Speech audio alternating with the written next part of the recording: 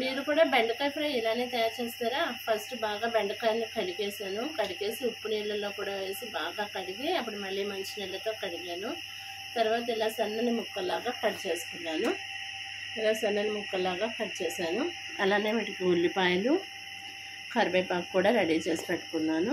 ఇప్పుడు ఒక బాణలు తీసుకొని ఆయిల్ వేడైన తర్వాత ఎండుమిర్చి, నెక్స్ట్ ఆవాలు, నెక్స్ట్ పచ్చిశనగపప్పు, నెక్స్ట్ మినప్పప్పు ఇవి వేసి బాగా ఇలా గోల్డెన్ బ్రౌనిష్ వచ్చేంత వరకు వేయించుకున్నాను. ఇప్పుడు మనం తరిగి పెట్టుకున్న ఉల్లిపాయలు, కరివేపాకు కూడా అందులో వేసేసుకున్నాము. స్టవ్ మాత్రం సిమ్లోనే ఉంచాను.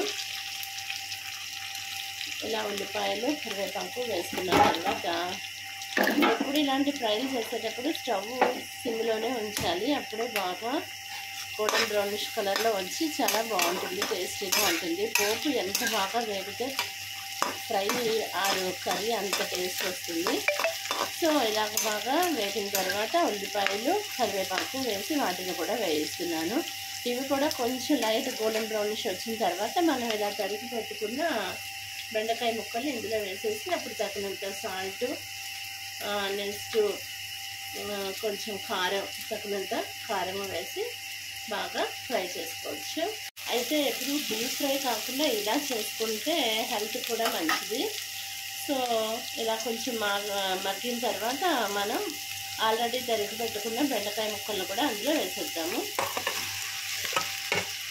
స్టవ్ మాత్రం సిమ్లోనే ఉంచుకొని ఇవి కూడా బాగా వేగనిద్దాము.